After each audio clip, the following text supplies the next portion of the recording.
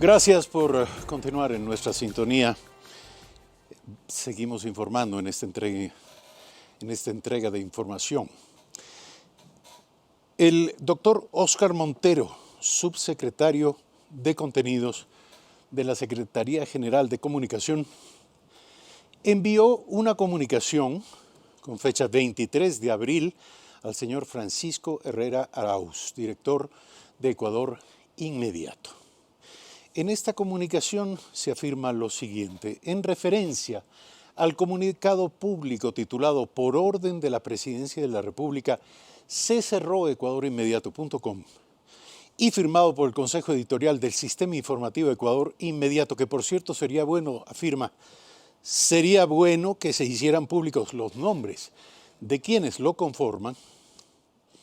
Al respecto nos permitimos informar a usted y a la ciudadanía que el gobierno ha trabajado en fortalecer la libertad de expresión y el gobierno no ha procedido a censurarlos porque no es su papel. Somos respetuosos de la libertad de expresión, del periodismo responsable, del pensar diferente porque refleja la diversidad del pensamiento en la sociedad. En este comunicado de Ecuador Inmediato se afirma que el servidor de este medio digital sucumbió, entre comillas, a las presiones de la presidencia de la República del Ecuador. Esto, afirma el doctor Montero, es totalmente falso, pues el gobierno no tiene ni la potestad ni la capacidad de cerrar cuentas y peor aún, portales digitales. En ese sentido, insistimos en la necesidad de desarrollar actividades periodísticas cumpliendo con códigos de ética y normativa legal que se encuentra vigente en el país, lo que asegura la coexistencia de todos los ecuatorianos.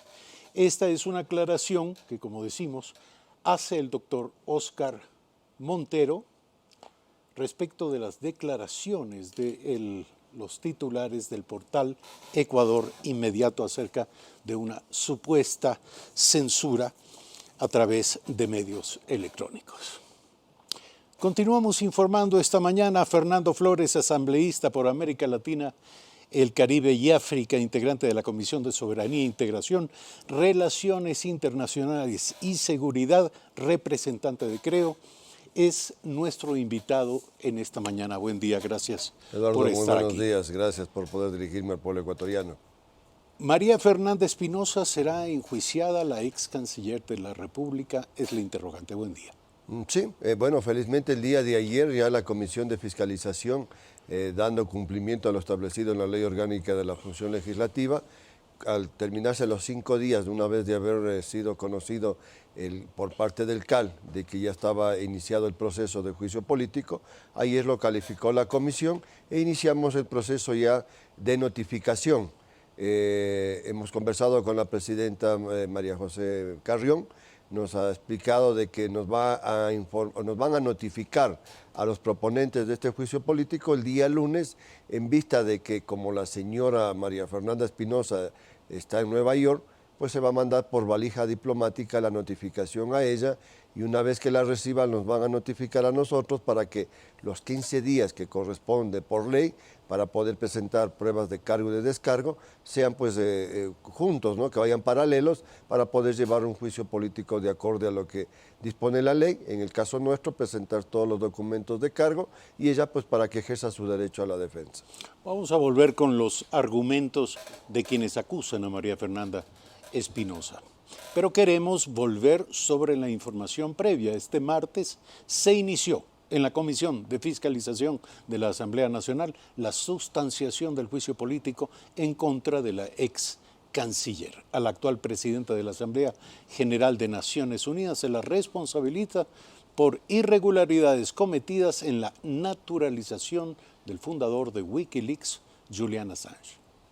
Está preparándose en este momento una moción de las pruebas de oficio y de las invitaciones a comparecer a la comisión y estaremos posiblemente la semana que viene ya recibiendo en la comisión de fiscalización a los proponentes del juicio político, posiblemente lunes o martes, para que ellos den las pruebas de cargo, tengan el tiempo necesario para exponer el por qué ellos proponen el juicio político y finalmente pues ya después de que ocurran los 15 días pueda también hacer ejercicio de las pruebas de descargo, en este caso la ex canciller Espinosa. Sería lamentable, digamos, que cualquier interpelado por la Asamblea Nacional, y en este caso teniendo un importante espacio de defensa, no haga efecto de esta defensa. Yo creo que ella, como establece la ley, tiene dos opciones para este descargo. La una es oral, es decir, presencial, y la otra es vía oficio, es decir, ella incluso puede hacer descargos por escrito. Eso establece la propia ley de la función legislativa, de tal forma que sería importante que ella haga su adecuada valoración. La ex canciller debe responder a una acusación expresada en forma general o ella tiene que responder ante evidencias concretas. Y le pregunto, ¿cuáles son las evidencias? Realmente hay evidencias digamos, los causales por los que le estamos nosotros denunciando e iniciando este proceso de juicio político a la ex canciller son varias aristas. El uno es el tema de la naturalización del señor Assange, la cual, como sabemos, en semanas anteriores, el actual canciller Valencia estuvo en el Pleno de la Asamblea Nacional, donde nos presentó toda la documentación del proceso de naturalización del señor Assange, donde vemos que hubo irregularidades como el generar un nuevo reglamento para poder adecuar las condiciones para el que el señor Assange sea naturalizado. Pero veamos cuál era el fin de la naturalización del señor Assange y entregarle la nacionalidad ecuatoriana, era de enviarle como diplomático a Rusia, tratando de engañar a las autoridades británicas.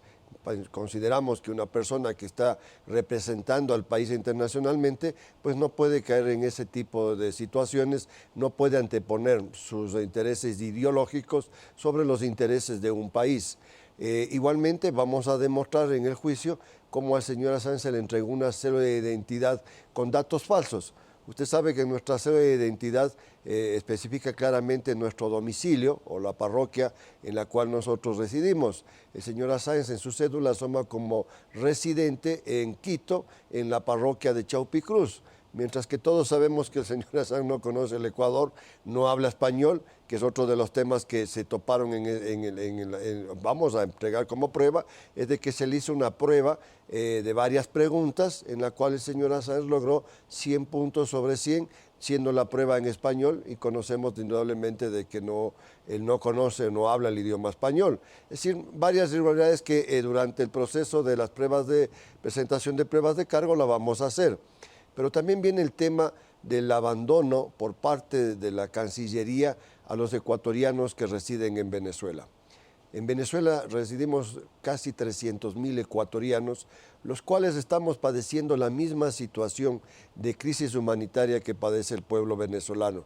Es decir, nosotros no tenemos acceso a medicina, acceso a alimentación, a educación, a seguridad, y son cosas que están garantizadas en nuestra Constitución. Ahora, ¿qué tan difícil es para los ecuatorianos residentes en Venezuela, suponemos, desde hace muchísimos años, regresar al país? Porque es evidente que en Venezuela no van a lograr la satisfacción a esas necesidades básicas. Mire, desgraciadamente el ecuatoriano se encuentra prácticamente encerrado en Venezuela por un tema de que, como mencionas, nuestra migración en Venezuela es de muchísimos años. Tenemos ecuatorianos que residen más de 40 y 50 años en Venezuela, es decir, y han hecho prácticamente su vida en Venezuela, pero también han trabajado durante todos estos años para generar un patrimonio familiar que está en Venezuela. Actualmente en Venezuela no se puede vender los bienes inmuebles, no hay acceso al dólar, a ninguna moneda que no sea el bolívar, un bolívar que se ha venido devaluando de manera permanente. Entonces, arriesgar el patrimonio de toda una vida de trabajo, es decir, regresarse sin nada después de tantos años, pues hace que nuestros compatriotas todavía sigan creyendo o pensando de que en Venezuela va a venir un cambio y que podremos nuevamente volver a esa Venezuela que conocimos, una Venezuela pujante, una Venezuela de oportunidades, que abrió la puerta a toda esta colonia de ecuatorianos y que hemos hecho vida en Venezuela prácticamente durante tantos años. Ahora, ¿qué clase de ayuda?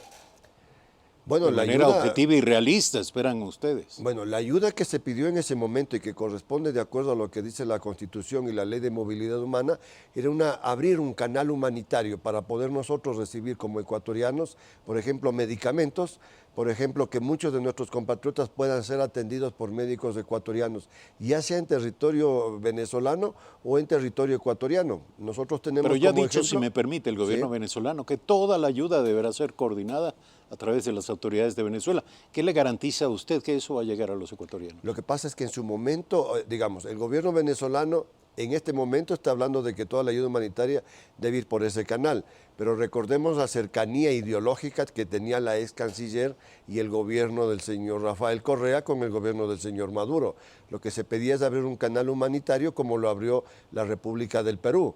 Perú mandó aviones de la Fuerza Aérea Peruana para poder llevar a su territorio ciudadanos peruanos que se encontraban en situación de vulnerabilidad o que tenían enfermedades graves, que estaban ya prácticamente sin atención médica y que iba a desencadenar. Pero si me permite, usted aspira a que se ponga en valor la identidad ideológica de la misma persona a la que usted quiere enjuiciar, a la ex canciller María Fernanda Espinosa. ¿Qué sentido tiene esto? A ver, no, yo lo que digo es que si la señora María Fernanda Espinosa defendió y sigue defendiendo una ideología del socialismo del siglo XXI para su posición como canciller, por último debió haber utilizado esa cercanía para poder abrir el canal humanitario hacia Venezuela, Y por ello la Quito y juzga. Caracas. Y por ello la juzga. Sin embargo, el drama de los ecuatorianos en Venezuela no ha concluido. La pregunta es qué hacer hoy.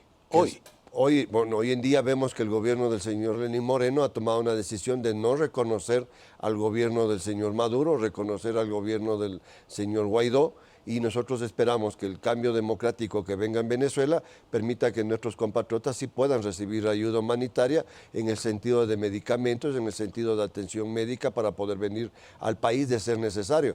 Ahora, nosotros estamos haciendo lo nuestro, no nos hemos dejado abandonados como ciudadanos, como representantes de los ecuatorianos en Venezuela y en Latinoamérica. Nosotros hemos coordinado con la oposición venezolana de hacer llegar ayuda en cuanto a medicamentos y atención médica a nuestros compatriotas. Pero vamos a lo que dice la ley.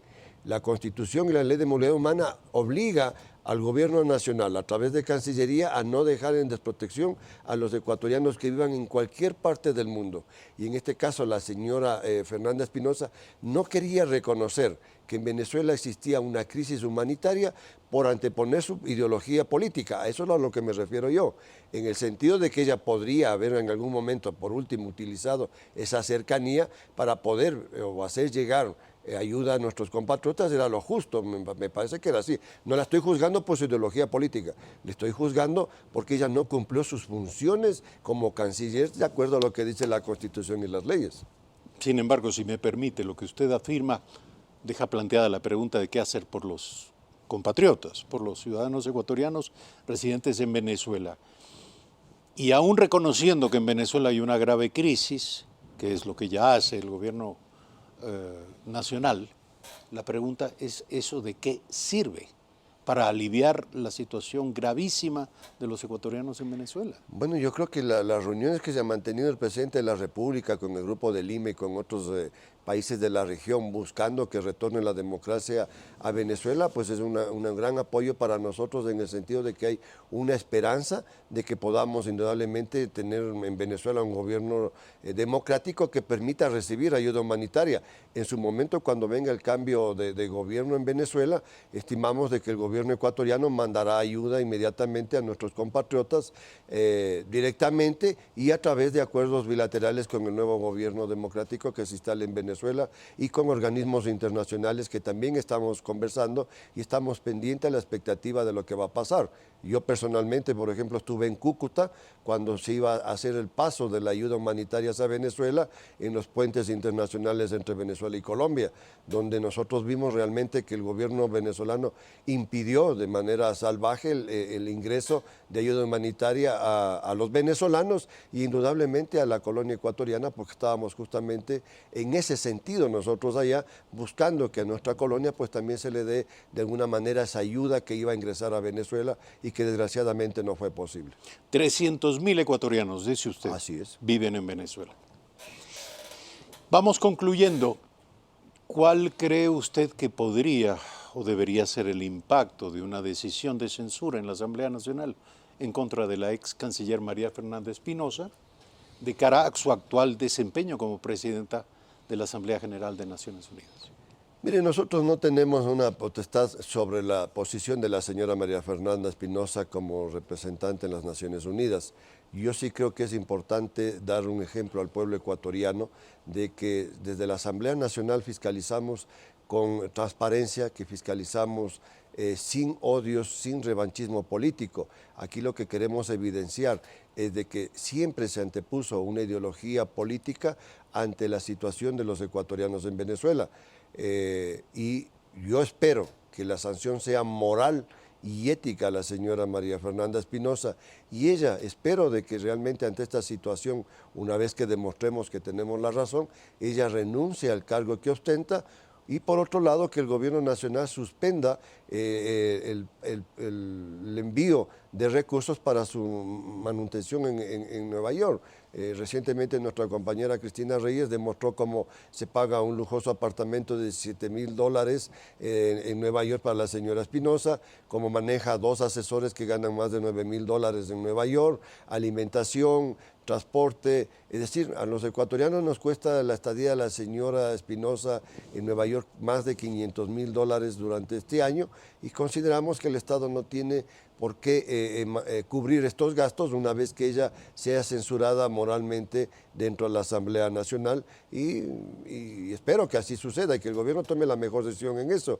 Indudablemente, yo creo que para ella mismo va a ser necesario que tome conciencia y no permanezca en ese cargo, que por cierto nosotros venimos denunciando esto no ahora, nosotros lo hicimos antes de que ella inicie su proceso dentro de las Naciones Unidas. Desgraciadamente en la Asamblea Nacional se puso muchos obstáculos para que este juicio tenga pues el final que va a tener. Gracias, Fernando Flores, asambleísta por América Latina, el Caribe y África, representante de Creo esta mañana aquí en Primera Impresión. Gracias a ustedes. Gracias a ustedes, amigas y amigos, por seguirnos hasta este momento. Mañana nuevamente, 6:55 de la mañana, aquí en este espacio. Buen día.